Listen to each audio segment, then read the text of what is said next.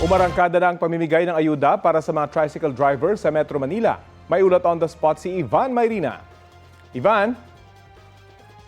Rafi, pagsikat pa lang ng araw kanina ay pumila na ang daang-daang mga tricycle driver ng San Juan City kung saan naganap ang unang bugso ng distribusyon ng 5,000 pesos sa emergency cash assistance mula sa DSWD. Kasabay ito ng dalawang sunod na linggo ng nakalulunang pagtaas sa mga produktong petrolyo. Kaya naman lahat ng mga tsuper na aming nakausap, malaking pasasalamat dahil malaking bagay raw ito para maitawid ang kanilang mga pangangailangan lalo pat malaki ang nabawas sa kanilang kinikita dahil sa taas presyo sa petrolyo.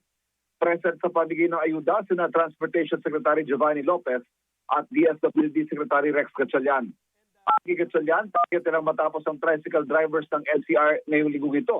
At sa susunod na 2 linggo bago ang Holy Week ay tatapusin ang lahat ng nasa sektor, mga jeepney driver, bus driver, TNVS at maging mga motorcycle taxi at delivery rider.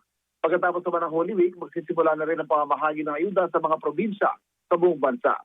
Sa DSWD pala galing ang pondo para sa ayudang ito. Dagdag pa riyan, may 2.5 billion pesos pang fuel subsidy para pa rin sa transportation sector mula naman sa Transportation Department sa pangunguna ng LTFRB. Matapos simula ng distribution sa San Juan, nagtungo naman sa Santa Mesa sa Maynila sina Lopez at Gatchalian para samahan si Pangulong Bongbong Marcos na personal na dinaluhan ang pagsisimula ng payout doon.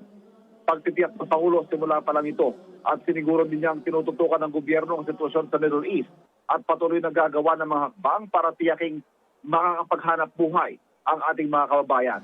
Nauna rito nag-anunsyo ang Pangulo na may matatanggap din ayuda ang mga magsasaka at mangingisda at may mga libreng sakay din ang gobyerno. Lahat ng yan, layong maibsan ng dagok nitong pataas na presyo ng mga produktong petrolyo. Rafi. Maraming salamat, Ivan Mayrina.